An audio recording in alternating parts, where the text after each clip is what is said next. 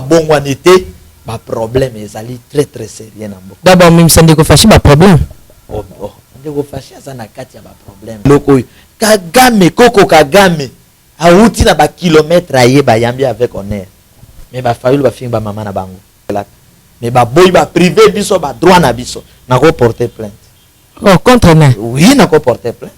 Nzoto ya Koko Tshisekedi et Etienne Tshisekedi na mabeli ya ba Koko na ye. Oh oui, cercueil ya papa Etienne yaki. Cercueil ya papa Etienne. Corps ya papa Etienne yaki. Tozo solo là. Yo solo banga pe. Non parce que na bando mono bando keneti na ba figure de style ndeko Benjamin ou Sakola qui paie le colayo que faux président déjà hein président Fachi selon il fallait tikabiso ba religieux ba koma na tongo alobi boy na poko alobi boy. Je crois message ndeko Benjamin et aussi là na 0 heure ya lelo. Le président Félix Tshisekedi yo mto noma qui est donc nommé Koko Ilunga. Koko Ilunga, Koko na biso, Koko Ilunga. Il faut beaucoup de prudence, beaucoup d'attention. Il faut ezala réellement nkolo alobeli yo. Sinon okokita to okomata. Ba chaîne, ba Melissa bango gege. Oyo bobenga ka gene. Mabo pembe ka fashit. Et ya bandi gouvernement na esika. Mabo pembe. Abomate, aibate, asalate ninte. Ebe loko na zoluka. Mais bandeko nyonso modèle azate. Ba lokuta ba miibi ba bomi ba motema mabe ba égoïste ba kipit. Franchement parlant sans honte. To leli était. Peuple congolais leli était. Ba leli était. Lo ba ko récupérer té. Na yebisi oké papa Etienne akufaki kala na Belgique bakundaki kala na Belgique. Na liana sali ha. Biloko eli. Était cercueil ko ya ko zikawa na lingi ba problème te na matika vite. Chauffeur non ça n'est pas charme. Biloko aseni.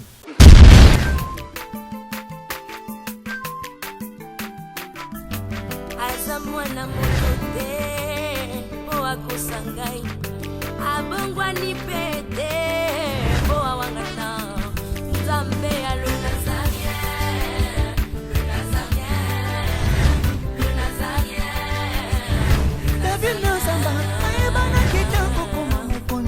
dans la démission est belé dans l'andara tout ça donc félicitations.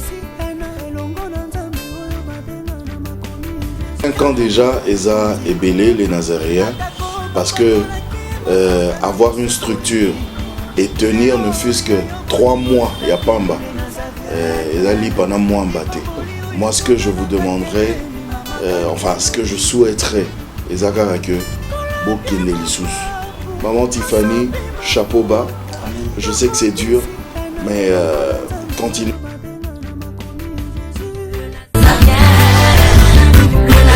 Pas responsable, nous sommes les Nazaréens, que nous sommes ensemble.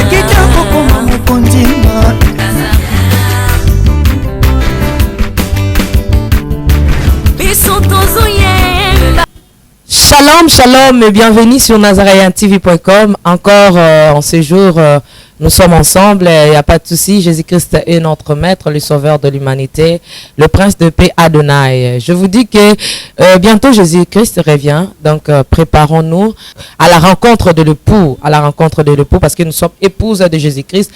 La princesse de l'Éternel, la sœur Tiffany Mouka, dans cette émission Table Sainte, une émission qui réunit les hommes de Dieu autour des sujets importants, aussi très capital. Aujourd'hui, j'aimerais vous inviter dans cette émission, aussi inviter d'autres personnes, et ça l'a bien. Mais comme vous le constatez, je suis avec Papa Charles Lelo. Après un long moment, je dis shalom. Shalom ma sœur Tiffany. Bonne santé Papa Charles. Non, les grands lions défenseurs, sauveurs du Congo, l'Esprit Saint, grand créateur. Azoko bakobate la Papa Charles Lelo parce que bisotoye potosili sabitumba. Alors, il est toujours avec nous. Dondenge nazoloba ke fini bitumba, fini la guerre, bisotoye potosuki sabitumba. Parce que ba église ici lembaki, catholique lembi, protestant lembi, kimba bakimbangis ba lembi to sali langona nzembo. Nzembo ona wayemba toure koya bande kwa réveil pe ba lembi. Papa Charles église ko lemba te. Si église sa mission nango bino nde bobungisa mission bovandelaka makambo etali politique Non. mais bato ya solo église va comprendre déjà que non ezosimba nango te à César, à Dieu nde balâche na bango bazongeli baactivité na bango loka bino bolukaka bacha bino cap nde bozo continuer ka makambo yango ya politique. Ok, depuis totikelaki bandeko temps l'église traditionnelle temps ba religieux temps biso ba révélateur parce que ba religieux balinga ba révélateur te ezali ba religieux bato ba bomi Christ ne kulus ba religieux donc ba religieux na définition vengeance mingi ezali bato ya loi bato yo ba expira ba koma bato ya loi depuis totikela bango temps ba boyi bata révélation talesika ba memi biso ba religieux ba koma na tongo alobi boy na poko alobi boy ba pesi bango seni bateki mboka babomi peuple congolais so ba lobi ke mokonzi ba tchaki na moyibi après quelques jours ba komi na mokonzi wana donc des leaders spirituels sans position alors biso to yepoto sili sa match parce que nous avons laissé le temps toti tango lobi ke biso to sali moi temps moke mais événement ebeli événement lokwa ni tozo ngana pas na yo tozo ngala papa Charles lo so katiki suke ebele seke likambo ezali tozo na nu loyembo batie loyembo moko tokumisa nkolo pe ba soki moi ezali papa Charles tozo préparer concert oyo ko soutenir ba orphelin la sœur Tiffany moko na akobeta concert na village Temba to landana no sport oyo na loyembo oyo tokumisa nkolo bon tozonga Alain Kiakala. La maison House of Pop et les Nazaréens TV présentent la princesse de l'éternel, la sœur Tiffany Mokoa, en concert live. Elongo na yo masia, oya sima bakoma liboso, yango nazolelelo, yeah. Shalom peuple de Dieu, c'est la sœur Tiffany Mokoa, la princesse de l'éternel. Juste pour vous informer que ce 24 août, grande invitation à cette célébration qui se nomme Autour du trône. Un rendez-vous des enfants de Dieu, un rendez-vous de vrais évangélistes. C'est parce que la Bible dit l'évangile parfait consiste à l'assistance des orphelins et des veuves. Alors voilà, la sœur Tiffany a organisé un grand concert. C'est samedi 24 août 2019. À partir de 14h30, les lieux Tokozala Awa, na village Timba. Donc le rond-point Forescom Moana. Nango koya mabongo pambate, et un concert de charité pour soutenir les orphelins. Justement pour redonner ce sourire à cet enfant qui pleure quelque part, c'est 5 $ seulement. Mais vous êtes pas obligé de vous limiter là, vous pouvez ramener plus que ce que vous possédez. 5 $ de participation et moi aussi je viendrai avec ma contribution. Tokozalana pona ko yemba, pona ko sambela, pe pona ko bina na banzembo lokola. Amen. Adonai. Kembo alléluia. Osana na Yahweh lele. Ding ding ding ding ding. Lobo kwanza meza mokuseteo. Koluka yoe. Nazana papa teo, nazana mama te, mais nazana papa na lola e. Lieu de vente des billets, église Cité Bethel Centrale, Limité, Première rue, village Temba, référence rond-point Forescom, Silhouette Télévision et les bureaux de Nazaréens. Numéro de contact, plus 243 89 68 38 025.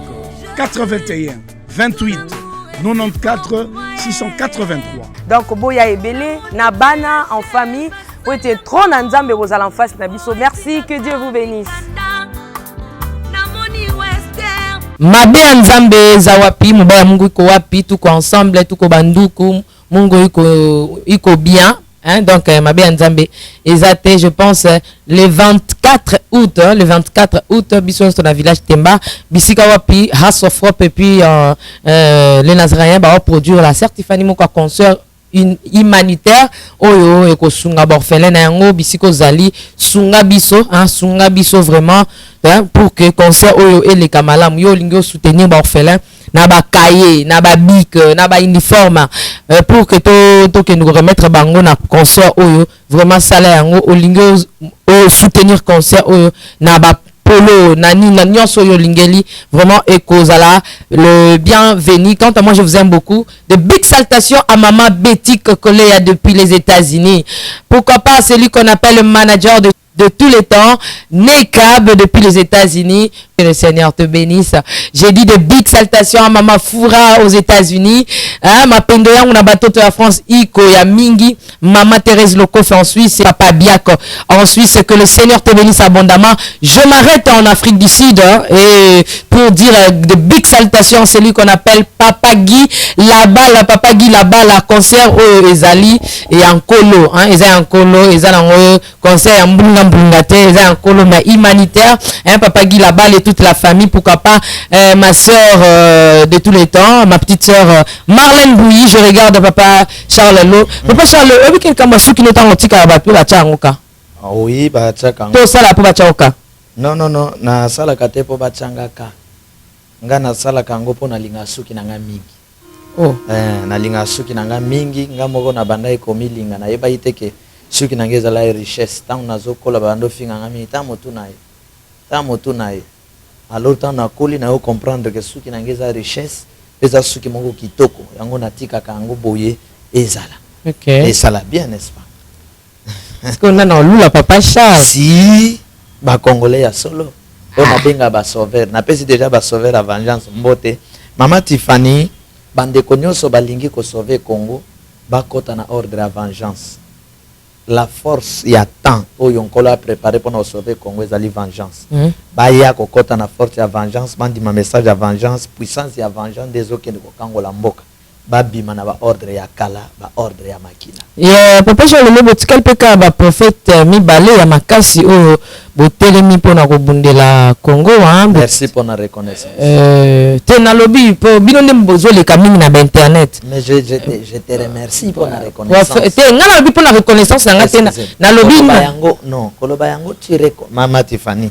Est-ce que ceux qui oboyi merci na zo pesa yo vraiment depuis au vanda na Papa Charles oyebi Papa Charles nani mais pas changa quand c'est que tu le baquet tu vas mi balé te le quoi mingeli à le baki mais on est comme le lendo ah voilà le kolo lobi non na koki ko boya baninga te sauf kaka kena kolo bazala na nzela apa yo zane tinani ozo bundela Congo non bazala na nzela bato ba bundela Congo bazali tozana bandeko bazo bundela Congo tozana bandeko Jonathan bazo bundela Congo tozana bandeko ebele John Gefa bundela Congo bandeko John Gefa bazo bundela Congo donc nga Papa Charles mais moto zo pesa neti prophétie o zo kokisama neti yo pour pesa ba prophétie je ne sais pas ce que tirango vraiment na likolo neti ndeko Benjamin o asakola kipe lokola yo que makambo awa faux président déjà hein président Fachi selon il fallait tika biso bon puis en plus m'enterrer papa te hein enterrer te ba déposer. Bon, parfois, cause a fait la raison. Donc, une fois, papa Tshisekedi à côté ma belle, le président Fachi, il faut Koufa. Ok. Oyebi, qu'au monde de prophétie, il faut beaucoup de prudence, beaucoup d'attention. Il faut aller réellement en cola le bélio. Sinon, au kokita, to au komata. Alors, comme ils ont monde de prophétie, na koya ko répondre bien à la prophétie, on a après temps oyo.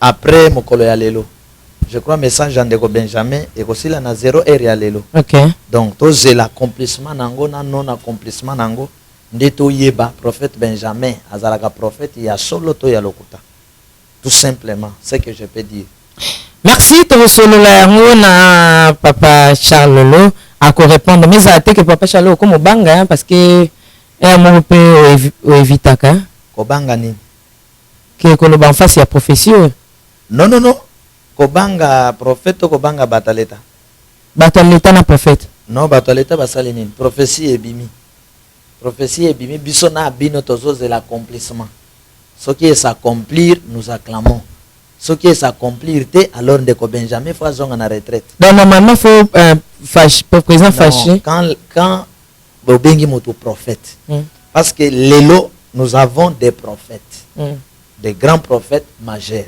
Obayaka na message na livre. Kola pesi ndeto na vengeance. Nous avons aussi des évangélistes. Un évangéliste c'est qui? Ce qui mutu abandi koloba ke Kimbangu alobaki boy. Kimbangu alobaki boy. Az évangéliste na message ya Kimbangu. Branham alobaki boy. Az évangéliste na message ya Branham. Et tel alobi boy. Az évangéliste na. il faut tokoya ko expliquer bino bien likambo etali évangéliste muto abandi kozwa ba verset biblique Yesu alobi boy Yesu alobi azali évangéliste na kati ya domaine ya Christ. Il faut boyer la différence.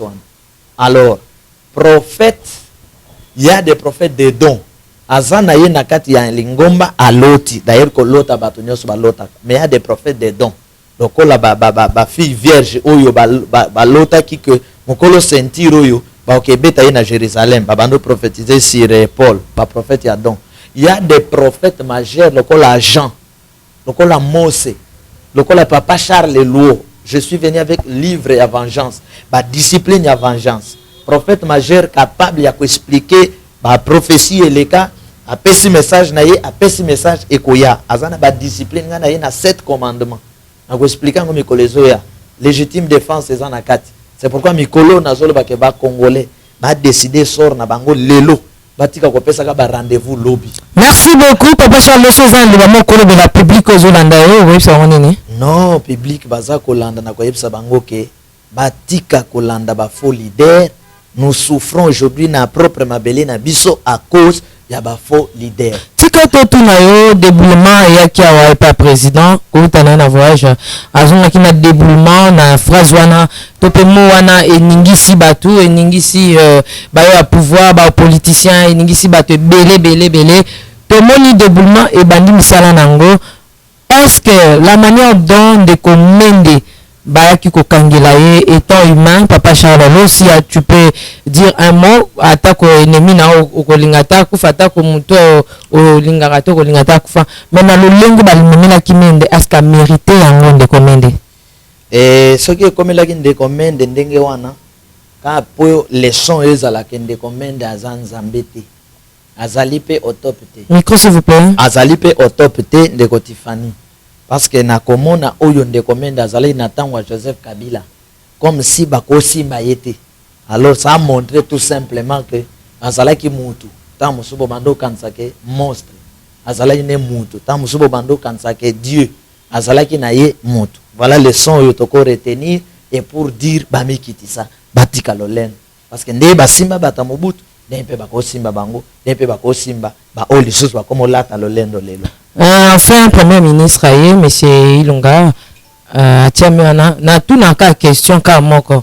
Na ko tout nos questions, papa Charles, est-ce que na mboka o ba jeune ba ko travailler parce que toujours mon abatia ka ba papa ba koko, ba koko tout ça koko kengo, un koko kengo ti lelo a travailler na ba koko na biso ba papa na biso ba si le lazo travaille car Koko Ilunga payé. Merci. Koko Ilunga a travaillé. On ne sait pas dans ces pays.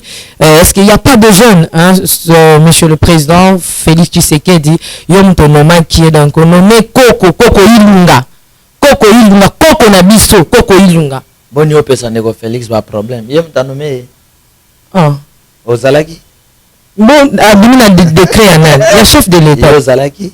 Oh, nous avons le premier ministre. C'est là na yepselo komoko lo bakia wa ya déboulonnement. Déboulonnement bandi be fe na yenante. A bandi nanote. Nandine. Et ce qui peut okebite akobandate. Et na mboka oyo la politique congolaise na Afrique ba jeune ba Melissa bango gege. Oyo bobenga ka gene ba jeune balemba. Ba jeune ba koma ba fanatique ya batata mikolo. Batata mikolo bazwa kindoki bamvota ba jeune.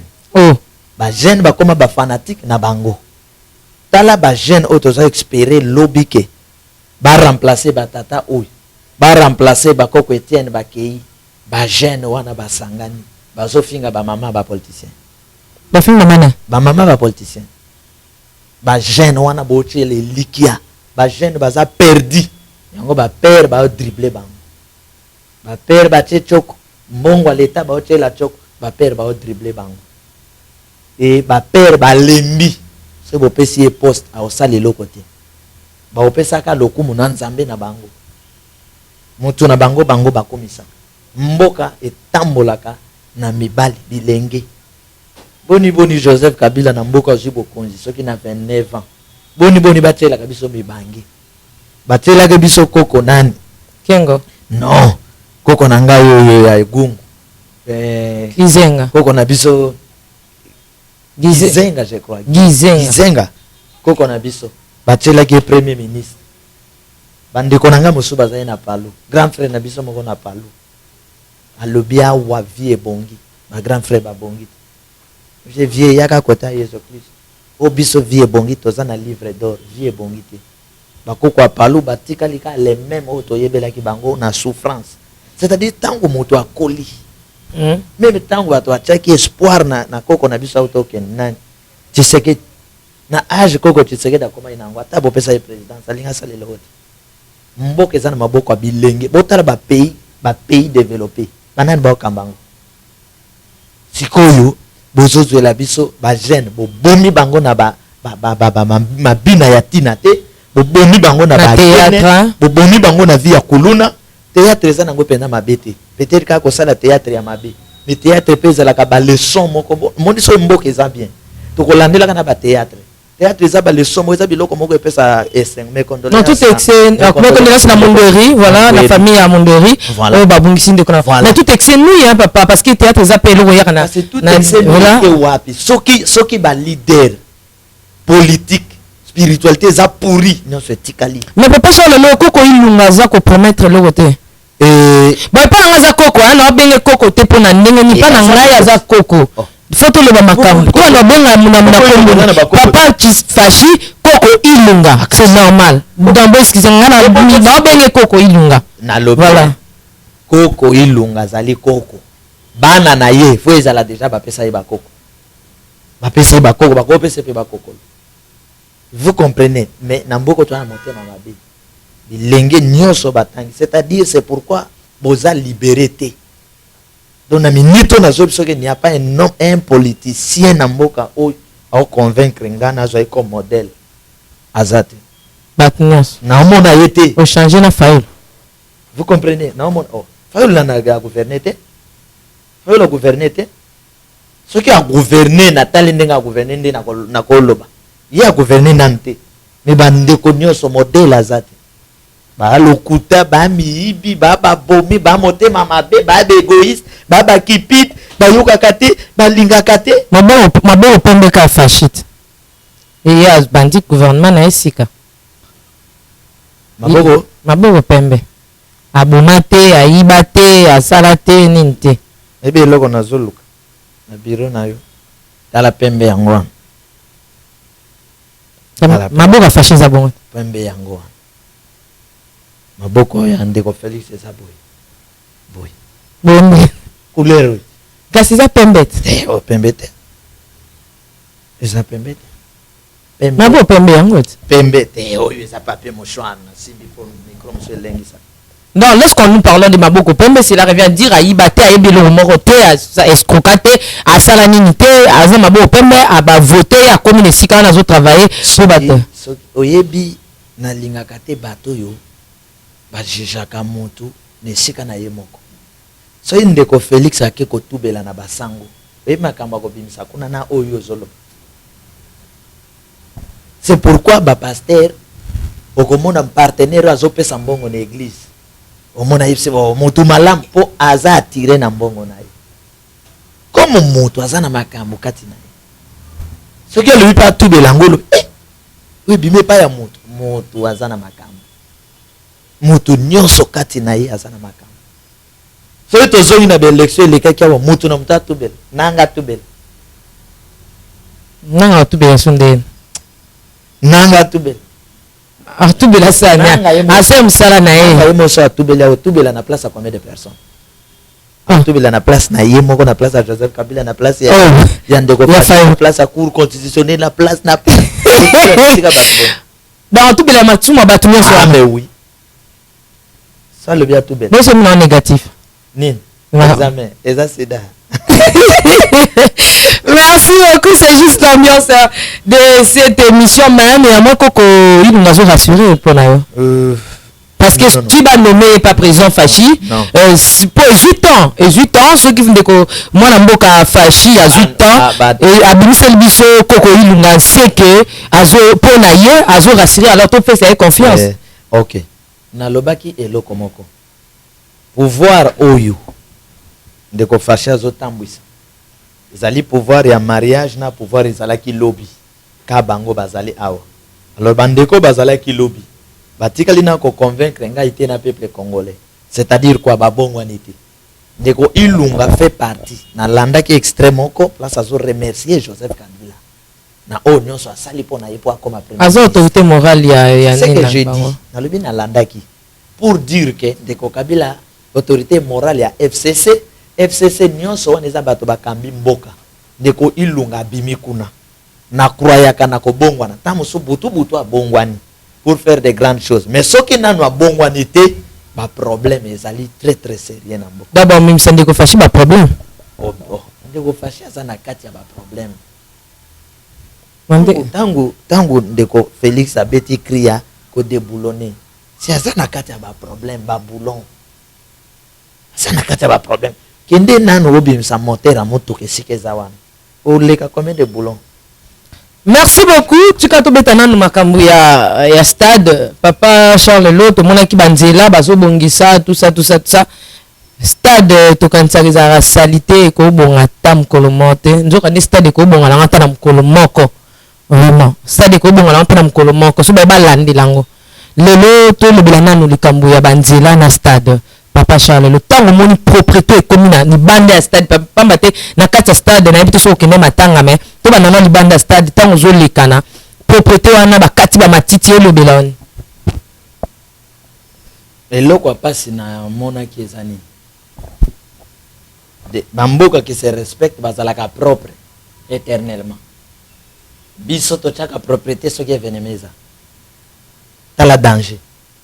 C'est-à-dire après matanga wana matiti etonda wana omoni problème yango wana stade nzela fo etikala kitoko pour toujours ba makala fo ezala na nzela baselemba o bakan luka pour toujours mais cause la teke soki francophonie ezali ndenge ezali na tango Joseph Kabila bakomboli nzela ba penti makala kuna nzela ezate boulevard po bazo banga Hollande azoya Hollande mona ke to bongisi mboka olie bomi banga na nkolo na bino ba banga Hollande cercueil ezoya babangi cercueil babongisi stade awa cercueil boke kotika na nzela awa stade osala ekozande tozana yo tokotala stade to sa problème tokotala stade tika oui ça système ba politicien bazala kanango ba yebi mbongo pendant beaucoup de temps moment d'élection les baye babando pesa bato ba miette basaki ya loso na ba polo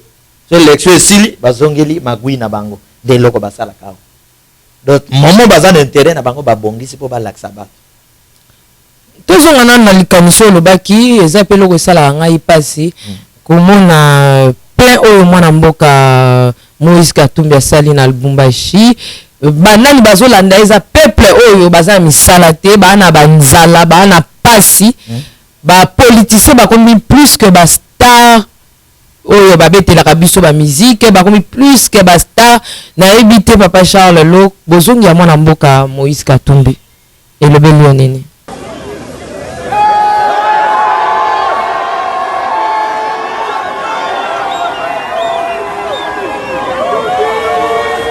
Est-ce mabongisi moko kitoko eza na te ndeko Moïse ebongaki azonga na lobaka yango buto moi moto abenganaki na mboka wa azalaki te azali pe na problème na moto te. Mais c'est ton frère moto abenganaki mon frère qui ndeko nanga nani ndeko na nani bon tokeka to lobaka na cour constitutionnelle te bon to solaka to merci alors azali na problème te ya kozonga ezali carte politique jouée bien avant la politique ya ndeko Kabila ba monter ba plan nyonso wana poto koma na obiso to komi lelo alors moto abengana kiti aza obligé ba yamba ye parce que espace ya katanga wana ezesika za président ya équipe ya football ba moure ya foot faut ba yamba ye ba moure ya politique faut ba yamba ye deuxièmement ba mona yeka moto awuti ba mona yeka tango aza kozonga donc koyamba bato na Congo kokamwa kango te.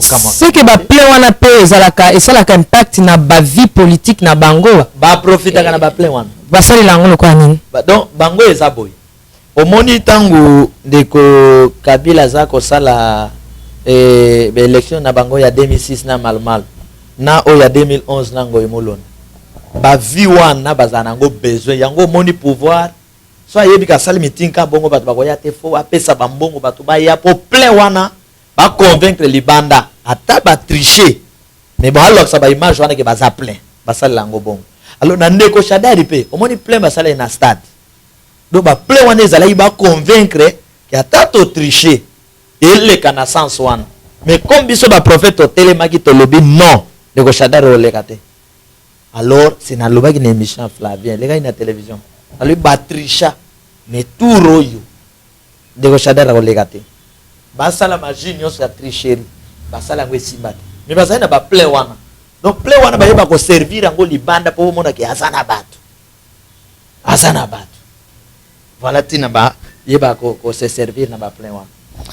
Merci beaucoup bozongi ya nzoto ya Koko Tshisekedi et Etienne Tshisekedi na mabeli ya bakoko na ye Papa Charles Lo et Lobe Lionine que nzamba za juste et Lobe Lionine Papa Etienne Azaraki un grand combattant et Lobe Lionine même sur le plan spirituel et physiquement parce que ozaki na mboka omoni lolenge ni babundisi nzoto ya Papa Etienne ezwa e kota na mabele to pe kitama e ya na mabele ya bakoko na ete kasi nzambe oyo osambelaka asali.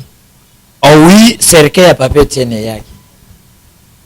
Cercueil ya Papa Etienne. Corps ya Papa Etienne yaki.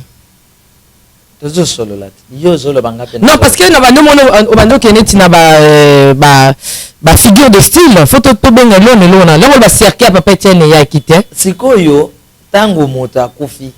Donc kaka corps cercueil te. Biso to moni 3 cercueils. Oh, ya pembe, ya mosusu, ya mosusu. 3. Oyo ngana moni. Cercueil batie na stade. Batie photo. Je ne sais pas si j'ai posé ma question. Hein? Oui, nazo répondre. Non, j'ai dit le corps de Papa Etienne Tshisekedi. Et bundisa maki babundisa cercueil te babundisa ki nzoto ya Papa Etienne Tshisekedi. Mais gouvernement ezalaki awa. Non, babundisi Etienne Tshisekedi vivant. Mais là pas politique il y a loi. Mais yango tita politique il y a ba stratégie na butu balé na moyi opposant na bata pouvoir. Bon, alors néanmoins corps na e babundaki ezonga. Ngana kolobeloko na monité. Moi j'ai vu le cercueil na photo. C'est ce que j'ai vu. Est-ce que papa Charles Lo Maman Tiffany Zela na congolaise Muntu. Maman Tiffany biso na mboka bino botami na Kinshasa. Mais Kinshasa mboka nde sali yango. Biso na mboka soki koko akufi omoni koko na ngeti ndenga lali wana. Ilingeza la baboto la mutesi cercueil. Ah biso ba. Ngapa kuna katsaki kuto babota na ngena boto la mutesi cercueil. Ah non, nasi ivenga monsieur Fayulu koko na biso akufi na mina boto la kama muto cercueil boni ba ezo fongwa mate. Merci biso to lelaka cercueil to zui oyo leli otaliko oleli ezala ko lela te ezalaka esengo koko na boti asali atalaka Etienne boti bana ba boti bakokolo bakokolo sur le plan na politique. Na politique ya loi na politique ya makila ngana lobeka na okende comme koko nazwa cercueil na saraba cérémonie nyonso ndenge ezalaka koko na ngana leli natali na yekozon wa eki la bumba mta cercueil musike on bo singa ka mbongo ebima mbongo libiso mbongo obi kotana président Fachi photo bandina oya sona baboyi ebi esalinga pasi.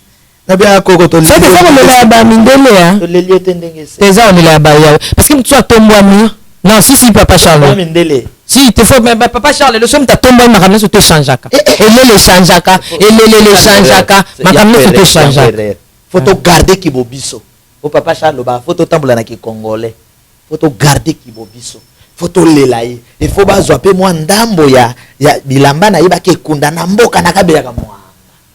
Micro, s'il vous plaît. Nakabeyaka mwanga.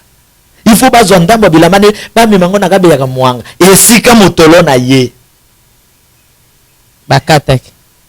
Ça l'a passé. Alors j'ai vu cercueil, j'ai vu photo. En tout cas, dengue bazu photo na. Non mais je ne pense pas que ba mikolo na niso ni basangana ba kosa scénario que na kati ya cercueil mtazate. Je ne dis pas que na kati ya cercueil mutu azate. Boto supposé bon nde bondimi mutu aza tokolo pe mutu azate po kati mutu amonite. Ezaka liboke oka. Mais au moins toko ya papa Jean le leçon ba kim memi ata na l'état. Non. Okoko parce que du fait que bazo bongo la ba cercueil. Et ça ba olongo la mutu wa bazo tie awawa. E balembonge. Ah, e balembonge. Bien lokote. Olobi moko le belo bonge ya ebale bonge ebale mbonge oh mobuta kangaki tete beta lisolo oh to mais yo lobi kasi ko so yebi ebale mbonge bakangaka awa à la prochaine bakotsa te doute na mitema ya bato soki mokolo moko akufi ata mwana tolela ye selon biso et non selon ba belge selon biso et non selon ba belge tolela ye selon biso ndenge bandeko nanga baluba balelaka bibembe na mboka et non selon ba belge. Il faut que respecter pe ndambo bizaleli ya kutimi na biso moto alobi awateke na kati ya cercueil moto azalaki mais sauf que cercueil fonga malite alobi biso bakoko tokanaki kolela tozotala tozwi cercueil bapesa biso mbongo ndenge tolelaka mais baboyi ba privé biso ba droit na biso nako porter plainte. Oh, contre ne? Oui, nako porter plainte. Contre l'organisateur ya nini wana. C'est l'état de droit. La koko na biso tozomona ye, tozui cercueil ba pesi biso mbongo. Eza bana ba pauvre ni baluka bakanga mto cercueil ba pesa mbongo neti mwana fasha kikangira mto cercueil pasa na mbongo bana. Soki mwana fasha ko mwana neti ya ndeko fasha kangira mto cercueil pasa na. Lokona bakango te pona pauvreté.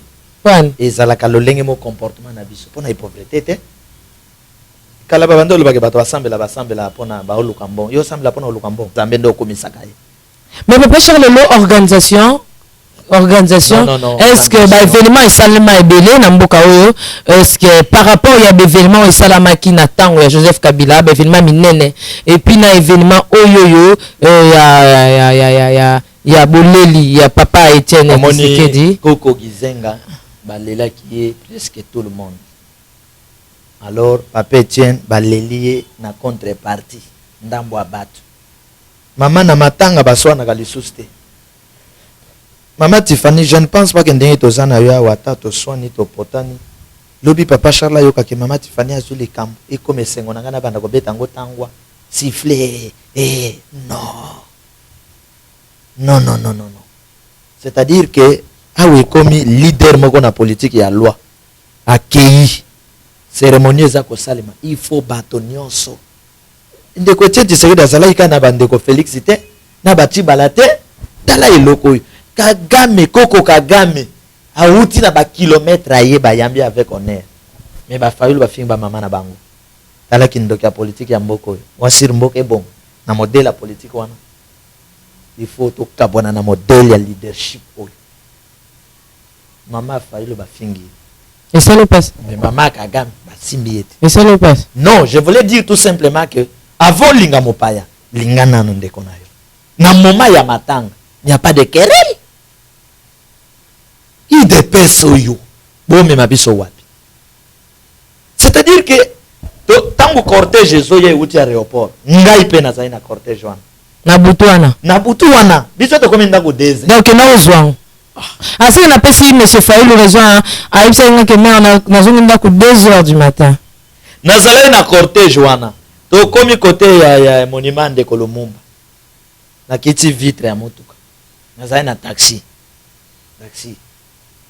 Na kiti vitre ya motuka na chauffeur to loi taxi. Ba combattant ba moninga. Profite to luka kato beta ye. Oh, oui. Na matika vitre. Na liana sali. Biloko eli. Ete cercueil ko ya ko zika wa. Na lingi ba problème te na matika vitre. Chauffeur non ça même pas charme. Biloko aseni. Eya. Maman, na kitika vitre, et puis chauffeur. tokoti omoni ezalaki ba jeep na ba jeep ba soda pan tokoti to tourner to zongi matete balima betanga lisusu donc nakende na koko nanga boboyi na simba couvercle boya lisusu kobetanga ne babeta ndeko Flavien tina matanga.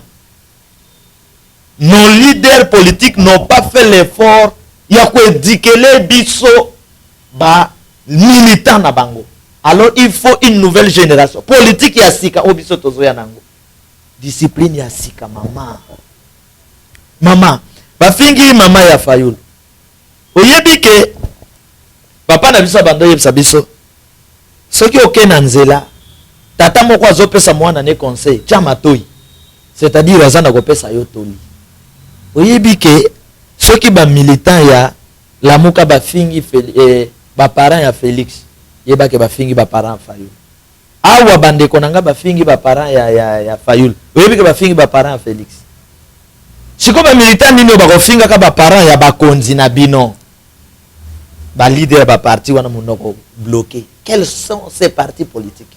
Mais le bonjour le lelo bafingi parce que je suis le militant bafingi mama ya Fayulu et qui na ba chaîne te et qui na ba chaîne lelo na utoland émission lelo na canal kin ba yambi ndeko moko iye kutu alobi yango alobi je suis contre eleki na chaîne alobi eleki na chaîne nationale tala biloko wana n'état de droit faut bolandela bato wana comment bofinga mama bakonzi président Eli bafingi mama na ye na mboka oyo donc na syllogisme balobaka boy Fayulu est un politicien congolais. Ba militant bafingi mama ya Fayulu parce que Fayulu est un politicien congolais. Or Félix est un politicien congolais. Moïse Katoum politicien congolais. Mouzit politicien congolais. Donc ba combattant bafingi mama ya ba leader ya politique ya Congo. Tina niveau wana te comment kozanga koyoka na biso ezana haine ezana ba venin posa moto akufa tina niveau wana comment et soki lelo baloba penza ke vraiment basilika batasoni basilika baloba kaka to bimisa vérité ya zin batobele bakanga monoko batika kofinga makambo asoni ezoleka partout dans le monde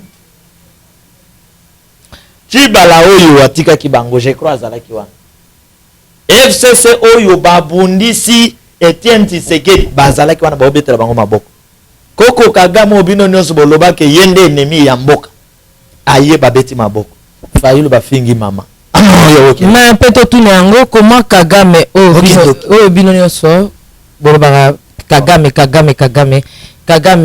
ye awa na matanga papa Etienne Tshisekedi mais bato bobele la ke papa Etienne Tshisekedi a leader na biso to lekine école na ye lokola bandeko Martin Fayulu lokola bandeko ebele tika to zora Martin Fayulu parce que yende abimisa mutumba mama F bazaiba lobelela bozalani ya papa Etienne Tshisekedi mais comment tu remarqué absence na bango moto tokoki ko benga to pe ba benga ga moyini ya peuple congolais Kagame aye bino moko bosundoli ba mama bazai baza très sage comment baboyi et créer problème na cérémonie wana lekaki po baya koloba ke bato alamuka ba poser problème wana na zoloba na place ya ba mama Eve pona nini ces militants là ebele ya ba militants malgré ça de tonda iteme bazalaki ebele na aéroport bazoya babando finga ba mama ya ba leader ya lamuka ebongo tango balinga baya bakota na kati elinga ekoma bitumba parce que ba militant lamuka pe balinga batika teza la bongo mena oliebo honoré muweyi elinga ekoma makambo mosusu parce que l'homme le plus populaire na ngonga oyo ebele na bato ne tango balinga baya pe na bato na bango pot stade tonda mena tango elinga sala affrontement elinga bebi sa matanga ils étaient sages ba jouer na sagesse ba lubité d'ailleurs balelaka matanga presque 2 fois te to sito lelaki na Belgique to sito kundaki na Belgique biso to lelaki na Belgique to kundaki na Belgique et l'autre kuna to boyi to ke bunda to ke swana to tikela bango ba jouaki na sagesse Merci beaucoup. Tous on a régie, tous qui t'a malem na suka émission, tout qui t'a na tous on a régie, tous on élément encore et puis tous on régie à vous. Non, il y a ba kiti na ba mesa. Ah. Atanya ukondoko. Na mona yo. Na chayo na mwamba. La minute on a 4 bena katikata saga fufu. Oui. Allô, est-ce que tu bonjour. Boni. Et l'autre côté, et puis qu'il y a mon bureau à travailler tes micros. Donc, dès que tu as un galère, on a niveau 0. Tout ça là, boy. Moi, il y a un bon vraiment mingité. Mais dans autres la bino, moi, mon kio nazan nango, l'agence mon boy Nazareta. Sarita, c'est du sérieux. Oh. Maman, comment on dit bon donc yo pe ça au fouti bon pour partir à Porto biso to ya to jubilo. Na bengi ya Scotty. Agence moi ifunga mi comme on Nazareth. Na kufie. Agence lisusu. Ndeke sansu mulongo kuna. Pour nous là susu. Kuna iza mamba mulongo te. Ye si afuti mbongo kuna partir à Porto biso tozo ke ko récupérer biloko oli. Ah tika boyiko. Yiso mona makama bongo na monte. Bat papa si mbongo kuna biloko ke récupérer biloko oli na agence. Ezalaka. Mais yango bandi. Maman. Leki nanga yebisi ngai mena ndimite. Na lingi na mona ki mona mbeso. Poli kamba boye. Na monde na ne salamate. Mama yebisa ngai. Ba pesi mbongo kuna biso to récupérer biloko kolia awa. Ya solo boutique Nazareta, ezali boutique ou ezali à distribution ya produits alimentaires. Ah! Nazali poto sunga bandeko oyo même ba oyo bazana na peu de ressources. Comme on a été bandeko bazana niveau à Kinshasa même avec un petit rien. Donc à partir à $10, $15. Donc si on a un bon côté, nous devons na poto ko sunga yo a ozuka biloko kolia. Eh maman Nazareth nzamba pambola ya bakise mikole belé awa na sena mokili. Et bon awa tozawa poto yeba adresse awa. La boutique Nazareth a été ici à Kubungate, toza sur avenue Monkoto numéro 1, direction Elengesa. Face à face na église catholique Saint-Vincent. Ah, direction Elengesa, Monkoto numéro 1, à face à l'église catholique Ah, c'est ça, l'école. Bon numéro de téléphone, vous avez monté déjà, vous avez on a 3 numéros pour Paris, vous avez un numéro pour la Suisse, vous avez un numéro pour la Suisse. Ah non, non, non, non, non, non. Nazareta vous avez la Congo ici. Julia, vous avez Kangisa qui a foufou. Eh, ya modé, yo bandika na foufou. Oui, pour la Nazareta, tu as un système en bimbi, dans Bongo Shingo. Bon, ok. Vous allez sérieux. Ça, c'est du sérieux. Merci, nous sommes de retour. Allez-y comprendre aujourd'hui, Papa Charles Loiseau, le Banamongo assez. Je ne sais pas, mouche ni naza a piqué les lots.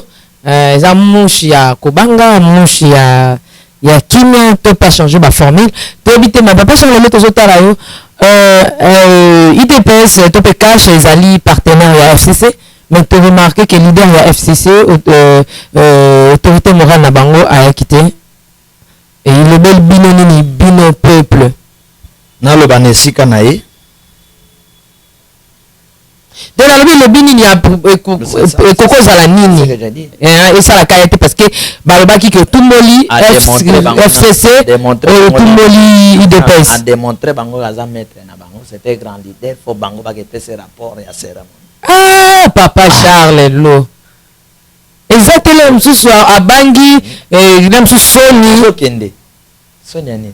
Joseph Kabila pena yoka Sony. Et à Kasson ta mutu. Bino botala baba yoka Sony. Ta mutu ko ka pesa yoka Sony tindeni. Sonia ni. Même ça ko ka Sony ndenge ndenga ba sala ki manœuvre ki matanga corps ya Papa Tshisekedi ya démonstration. Boya na rapport. Démonstration ya force. Bino bosala tout rapport na kinga kati. Tawa na olo bape rapport basi bapesa. Deuxièmement, samedi. Deuxièmement, ekoki pe kozala pe que ah kole ba militant oyo bafinga kofinga ezaka na mbebo. Bake finga nga kuna menga na pesi bango boko. Bake mankenga par respect natala na miso. Troisièmement, tosito lelaki nzoto na Belgique, tosito kundaki. et comme il tourne la population. Donc, quatrièmement, Azamoto à cause de la paix empêchée, à cause de la paix abélie. Absence de Fayoulou, ils allaient stratégie pour ne pas créer tension et c'est que Batabaole. C'est très sage. Mais que sont les la Fayoulou, tous à sont composés conseil comment récupérer le Koana parce qu'ils ont sonné ma belle. Ils ont récupéré. Naïebisio que papa Etienne a koufaki kala na Belgique, bakunda ki kala na Belgique. Mais les accords yé ba yo ko déposer en awa. Atange si le cas na Twitter pende ko Fayoulou la lobaki. De ko Fayoulou aussi a travaillé na papa Etienne. Le problème c'est que bande ko na biso ba organiser matanga bazui papa Etienne lokola ya bango. Ba bosani ke leader azana ba option ebele. Après ba comment cha message boya boya. Papa Etienne azali mutu ba comment ba cha ki va boya. C'est des amis plein. Otala ina nini te boya boya. Ah mais attendez. Deuxièmement zela na ke nilisusu. Oyebi ke bandeko bayaki wana ndeori ya matanga ezana ba ba pesa invitation. Ba lobi bato baza élevé na dignité. Ba pesa bango ba invitation. To boyite ke na matanga koya na yo vandi ta kuna. Ba Fayoulou baba zaiba ba mozito quand même baza ba tu élevé na boka na biso. Il faut bobongisa bango esika ba ko vanda. Boyamba bango de cette manière. Mais politique ya biso ba o memango tina matanga ko considérer bato ba ennemi. Donc je regrette. Mais papa. Le système politique fait l'antenne. Pardon papa Charles tu kana na zona malba pa na yo. Le ligne ba honorer papa Etienne na rana yendenge sika ba komisi. Tobi te papa Etienne na kokoma wana papa Etienne aza mutu ya peuple. Il disait toujours le peuple d'abord, le peuple d'abord, le peuple d'abord.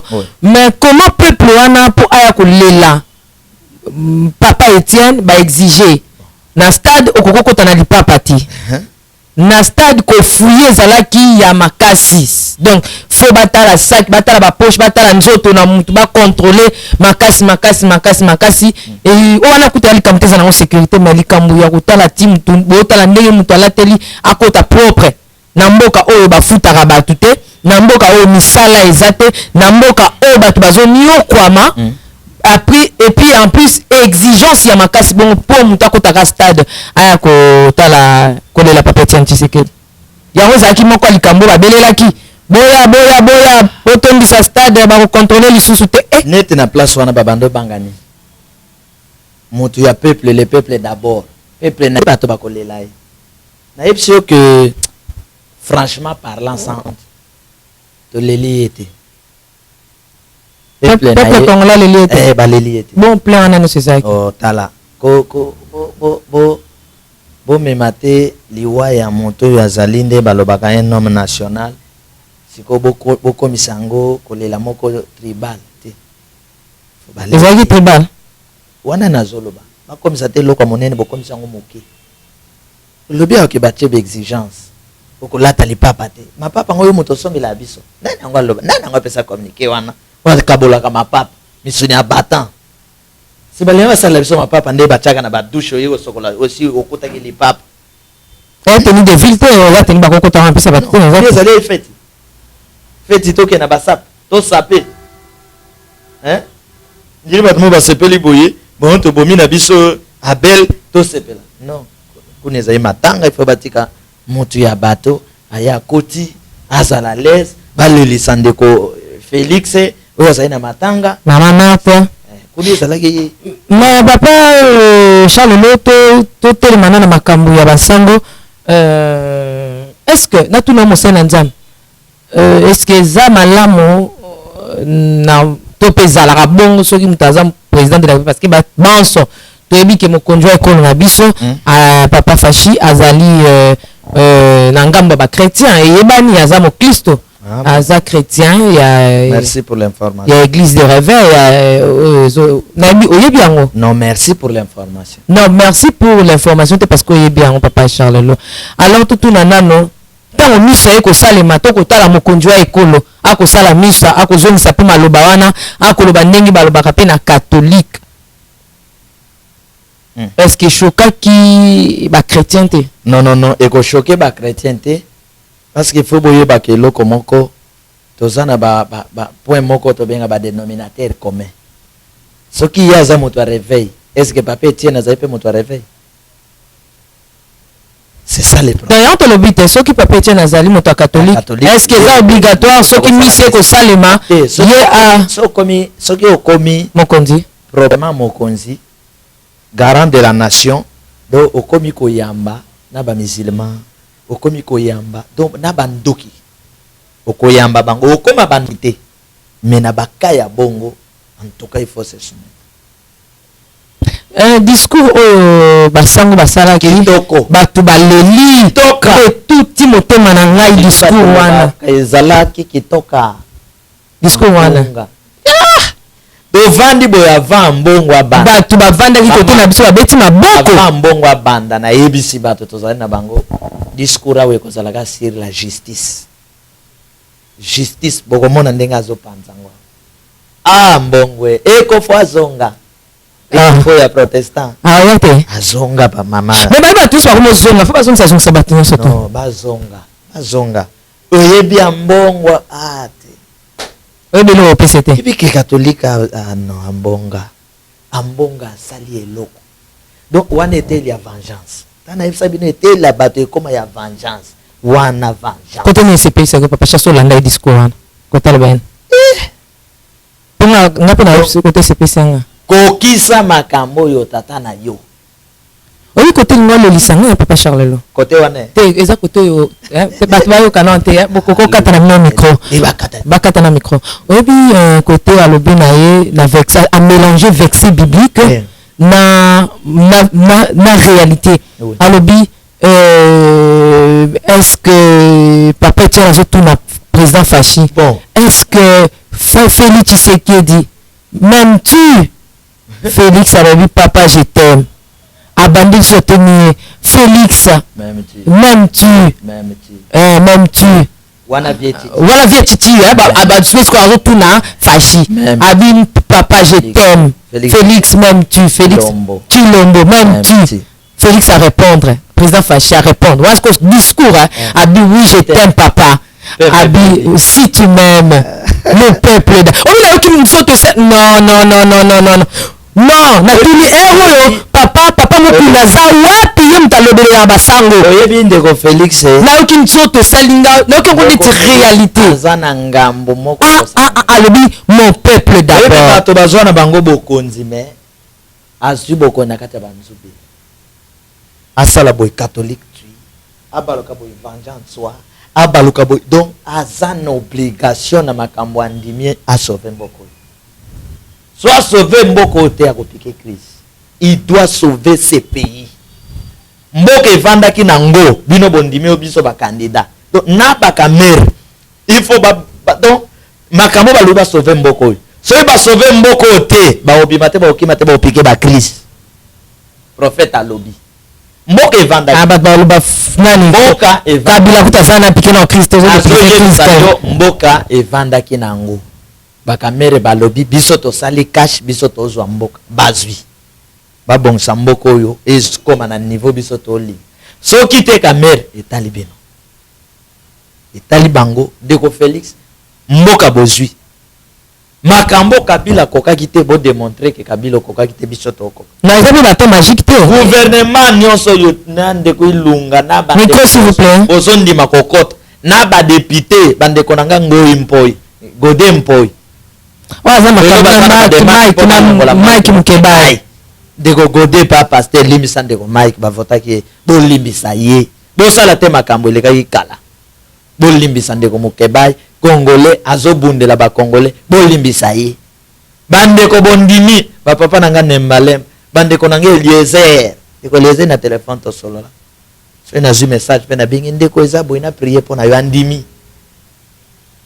bokozi bobando lukati lobi bobando lobati bobando critiquer batu tu babando critiquer bazu bokonti bomema biso na kobika soki bobiksi bato te bopike ba Christ bazana des merci nous sommes arrivés comme en 2021 non question nanga tuna nous sommes arrivés à la fin pour aujourd'hui et si je me retrouve continuer en gros le cours à internet c'est en gonga to continuer en papa Charles oui pour que mon comme audience hein Ngai? Non. Maman Tiffany, talaka bilongité. C'est un peu difficile comment on a pas chanter. Talaka bata audience. C'est vrai que bata ba benga mingi nazana ba koyamba bato tous. Mais au monde nga no audience en tout cas. Pourquoi? OK, tozwa élément mususu poto ya kozukisana. Vraiment avant tous éléments na papa Charlo, pesa dali lobana aux aussi émission. Non, mon problème c'est que tokonyo kwa matin na kati ya mboka na biso. Israël ba mona passe na mboka bapaya. Mais nous souffrons na mboka na biso à cause ya ba faux leader. Do ba faux leader bazaka na quelques jours. Est-ce que ba leader na bino comme na 2021 mutuna na tuna kala. Bato basambela pona ba leader na bino boyebisa bango ba bongwa. So ite 2021 est-ce que ba kokoma peuple congolais atika ba faux leader. Nous souffrons à cause na bango mais ba pasteur ba lo ba to souffrir à cause ya mokana na nzambe. Na ba prier nkola lobinga ya batuté botuna Félix botuna Kamere botuna Joseph botuna José Makila botuna Thomas Loa botuna bango nga ya batuté yango tozotuna bango. Alors cette fois-ci batika ba faux leader ba obalingo big sambo ba kota na ordre de vengeance. Voilà. Numéro 00243 89 83 77 536 ou talape papa Chana Vengeance TV. Tozal na ba contribution pour la construction de la maison spirituelle ya Mboka Congo. Voilà. Merci beaucoup. Régie avant. La maison House of Pop et les Nazaréens TV présentent la princesse de l'Éternel, la sœur Tiffany Mokoa, en concert live. Elongo na yo masia, oya sima bakoma liboso, yango nazolelelo ya.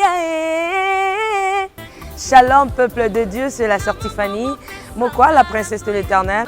Juste pour vous informer que ce 24 août, grande invitation à cette célébration qui se nomme Autour du trône. Un rendez-vous des enfants de Dieu, un rendez-vous de vrais évangiles. C'est parce que la Bible dit l'évangile parfait consiste à l'assistance des orphelins et des veuves. Alors voilà, la sœur Tiffany a organisé un grand concert. C'est samedi 24 août 2019. À partir de 14h30, le lieu Tokozala Awa, na village Timba. Donc le rond-point Forescom Moana. Nango koya maboko pambate, et un concert de charité pour soutenir les orphelins. Justement pour redonner ce sourire à cet enfant qui pleure quelque part, c'est 5 $ seulement. Mais vous êtes pas obligé de vous limiter là, vous pouvez ramener plus que ce que vous possédez. 5 $ de participation et moi aussi je viendrai avec ma contribution. Tokozalana pona koyemba, pona kosambela, pe pona kobina na banzembo lokola. Amen. Adonai. Kembo alléluia. Osana na Yahweh lele. Ding ding ding ding ding. Lobo kwanza meza mokuseteo. Koluka yoe. Ngana kotika teo. Nazana papa teo, nazana mama te, mais nazana papa na lola e. Lieu de vente de billets, église Cité Bethel Centrale, Limité, Première rue, village Ntemba, référence rond-point Forescom, Silhouette Télévision et les bureaux de Nazaréens.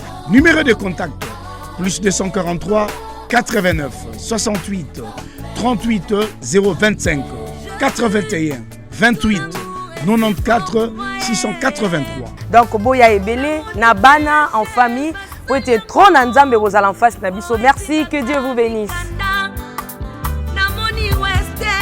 OK, nous sommes de retour sur ce plateau. Papa Charles Lo, est-ce que ça va? Oui, ça va très très bien. Le ba ya suka et kosuki sangana zona vrai faux ezate na ko banda. Bon vrai ou faux? Nani banda vrai faux? Non, il loko ka bon là c'est moi les ayote. Zalingai, c'est-à-dire que na kosenga bandeko soki bandeko ba kolanda biso pe bayoke la kabiso volontairement soki ozanango nakendo tala ma sœur et sikazo ça la répétition et sikazo bongisa kokumisa nzambe na niveau déjà bazaleli bazaba to koyemba des sources na maboko te, c'est-à-dire synthétiseur, drum, guitare. Nga mot nazo senga soki olingi badoko finga biso te. Soki olingi sungela biso ndeko ata na drum. Ata na synthétiseur eko sunga ye po akumisaka na ngo nzambe. Nzambe oyo na nzela nanga asengi akoyeba pe na kopambola yo. Voilà. Ok, merci Papa Charles Lo na demande de surprise. Merci beaucoup. Bah baza mato ya koyoka bayoka. Papa Charles Lo na za pesa tout notre frère na moi déjà na début au to kaskonde sanga passe. Ah Eza otoka banga to otoka ni te ya santé. Munene. Mati Fanny, est-ce que botala ka bato babanga? Evitamba lobi bandeko ba loba ke on attend Joseph Kabila bato bando lobate bakomo loba na tango ya fashi. Les gens réfléchissent ou bien kanda ya koloba to bakana. Siko tambo lobi ke bato bando lobate na tango Joseph Kabila ba loba na tango ya fashi. Après koto bozo lobake Etienne Tshisekedi aza père ya démocratie parce que ya longoli bato ko bang. Bo au moins te ke contradiction ezali. Talaka bilonge. Est-ce qu'on a des bons talaka bilonge bangaka. Tena to na est-ce qu'on a des mamani manantim? Makamna. Azapia. Mikolo. Ni manantim. Non, mikolo na landa ki de olongo. Basile olongo. Alobi ba ko soye. Nani ndeko nani? Oyo aloba Kabila se microbe. Ndeko wana. Oya yako bimisa ndeko mwanantsem. Après ayeko bimisa ndeko mwanantsem so bakota na iwapi. Après ndeko longo alobi bazoye bazongisa ye na prison boloko. Après boloko je crois baloba iba libéral. Babimisa. Merci. Formation tena minute. Vrai faux Papa Charles Lo, vrai faux. Oh oui. Et ça ngani? Non nazalaka prêt. Pona yeba ngo ke tano kende kuna vrai ou faux ekosa. Nazaya ko bonga. Papa Charles, s'il vous plaît, est-ce que vous pensez à mais je pense que je pense que pas vrai ou faux ya kalapo tunangeza na makambo tunanga na loba mais o lobela ngoti tunanga lamuka eko panzana lamuka eko kabwana na ipsoni zoka pe biloto loba zungi saka pe place loba ozoka ya seni po elega makasi. Merci tikana tuna vrai frère mokola lelo. Papa Charles Lo au côté la caméra. Oui. Pe bandeko batala yo. Bandeko botala ngai. Mais vous frère lelo na onsenga Yves asala ngelo moko. Yves, est-ce que vous pesa nga miroir? Dans le ngona pena miroir wana makambo e otikala branché na mitu ya bat. Papa Charles Lo ata uno so bandoka nta vrai faux. Kanisa ke événement o.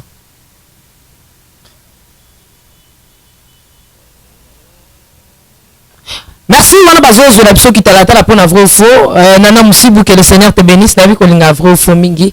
Papa Guy Labala, que le Seigneur vous bénisse. Maman Betty, Kokoléa, aux États-Unis, que le Seigneur te bénisse. Maman Betty, Papa Wani en Belgique, que le Seigneur vous bénisse. Pourquoi pas bande connaître balingarabiso, nyonso. Vraiment que le Seigneur vous bénisse. Abonnez-vous massivement na Tiffany Moko officiel ndenge koma miwana.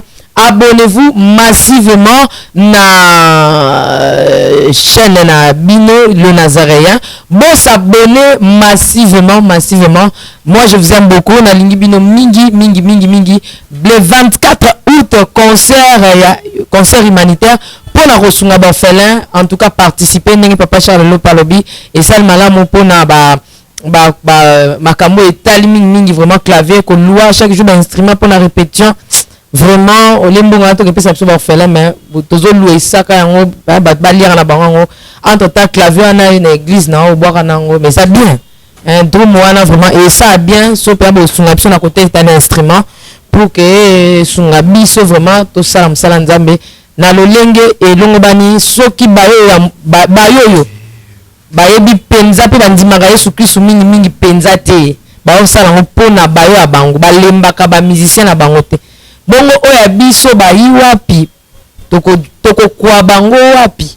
Merci beaucoup Papa Charles Lo, vraiment miroir oyo eza miroir ya les Nazaréens na banjo yebiango eza miroir pe outil miroir akisi obo tete donc ça na miroir ya les Nazaréens c'est ça na ba téléspectateurs vraiment Yves zolanga insert ya miroir olozwa Papa Charles Lo.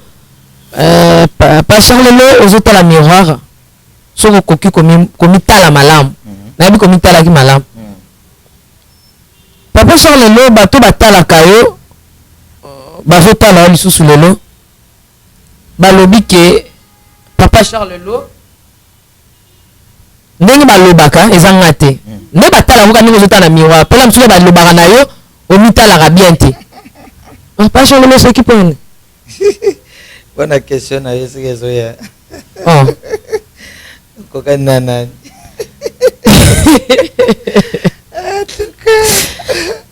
nayebi te soki nakanisi papa Charles Lo bato balobaka mpo nayokaki olobai na debi oyo to makambo ntango tozokololinga suki no mingi tout ça parce que omimona kitoko tout ça yango tongi totuna papa Charles Lo bato balobaka naomona na yo mpe na kati mpe ngai bo ngai yo na bata te naomona yo bon ça va bon mitala kasi yo tika ngai mitala yo vrai ou faux papa Charles Lo bato balobaka vrai ou faux bato balobaka okokana na mwana mboka Joseph Kabila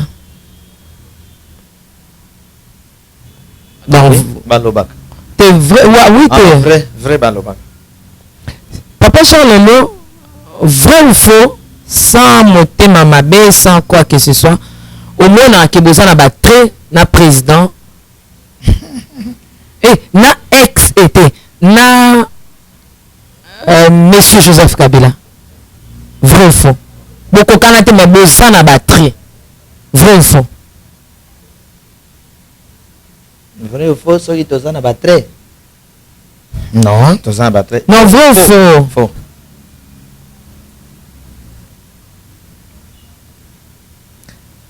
loko yo mona bongo te eke bato balba bongo vrai ou faux bato na bazandi ba aveugle non faux baza ba aveugle te vrai ou faux loko ya baza ba aveugle te ba mona malamu faux ba mona malamu te vrai ou faux c'est ba na problème à moto faux ba na problème moto te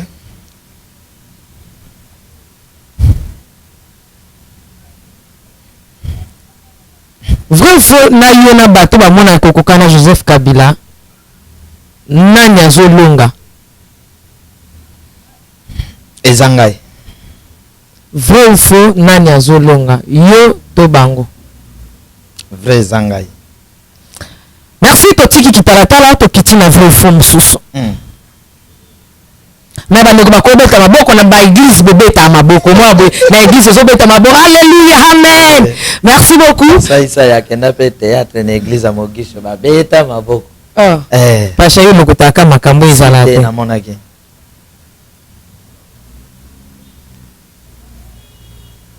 papa Charles vrai ou faux badépense nyonso esalami na matanga ya papa Tshisekedi ezalaki important te babimisa mbongo nyonso babimisi mpona papa Etienne Tshisekedi ezalaki important te vrai ou faux vrai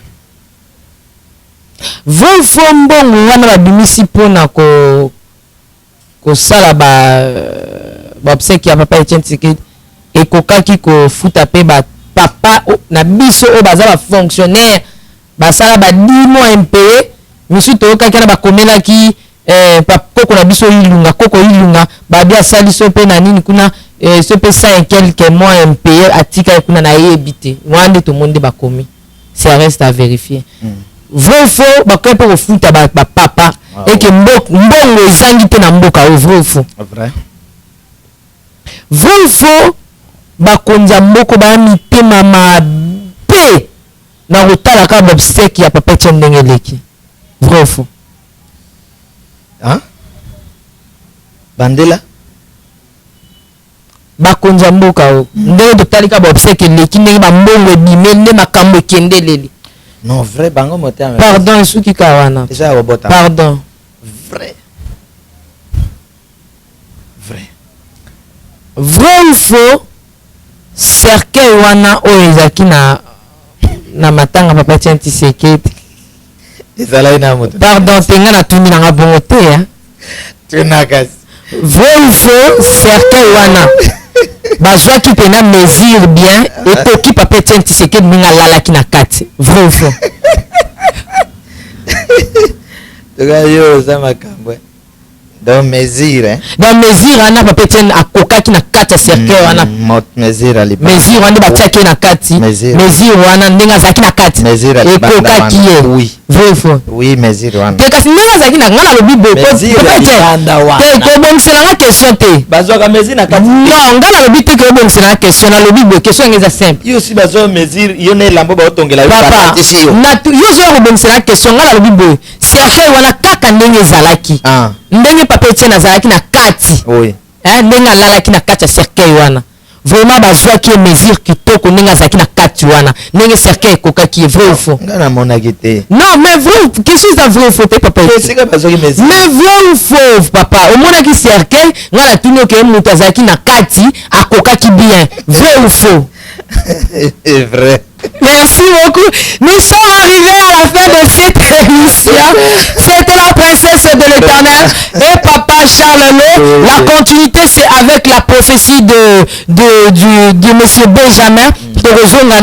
Et puis total, la continuité à Makamsou parce que l'actualité est tellement ébélé, il y a Mike Mkebaï, tout ça, ils ont vraiment ébélé, bon s'abonner massivement. Nous vous aimons beaucoup de l'amour du Christ. Yves Belofa, merci. Alain Kiakala, je t'aime bien. Maman Mariam, I love you so much. Neikab, you are my sister du cœur. Tout le monde, je vous aime beaucoup. Que le Seigneur vous bénisse. Ciao.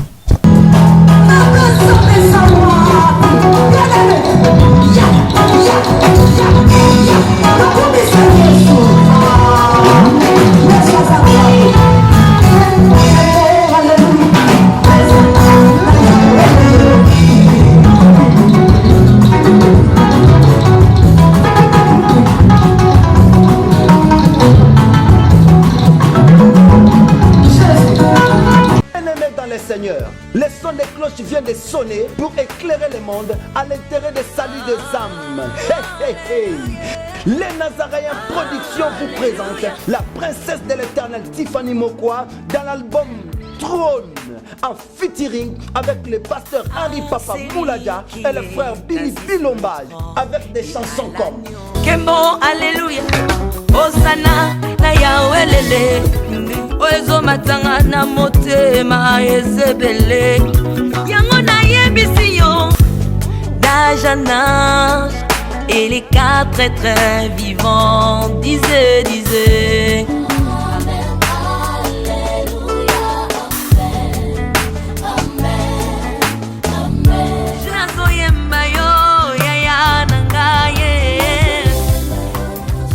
Yozali Isolo nanga ya tango pasi ya Procurez-vous massivement de cette œuvre à travers les plateformes de vente et de téléchargement telles que Les Nazaréens TV, Amazon, iTunes, YouTube et autres. Les DVD et les CD sont déjà disponibles. L'album Trône toujours en marche. Déjà en France, appelez-nous au plus 33 65 93 16 781. Mamae, bateau-toi France, ce n'est pas encore fini. Comme je le disais, contactez-nous au plus 33 65 93 16 781. Une seule adresse. Au numéro 112 de l'avenue Songololo, croisement Prince Kassavubu, dans la commune de Kinshasa. Que El Shaddai vous bénisse. Naolia bakiti na ba mesa.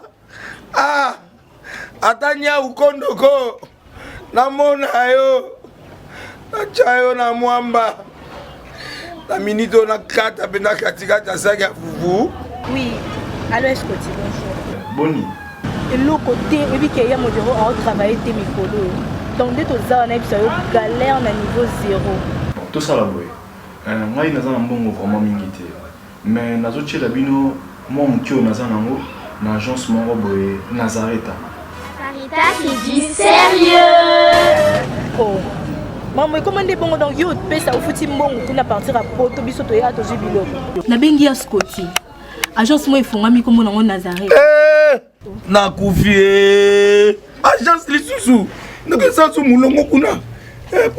Kuna eza mamba mulongo te. Ye si afuti mbongo kuna partir à poto, biso tozoke ko récupérer biloko oli. Ah tika boyeko. Yiso mona makama bongo na monte. Bat papé si mbongo kuna biloko récupérer biloko oli na agence. Ezalaka. Mais yango bandi. Maman. Leki nanga yebisi ngai mena ndimite. Na lingi na mona ki mona mbeso. Po likamba boye na monte na ne salamate. Maman yebisa ngai.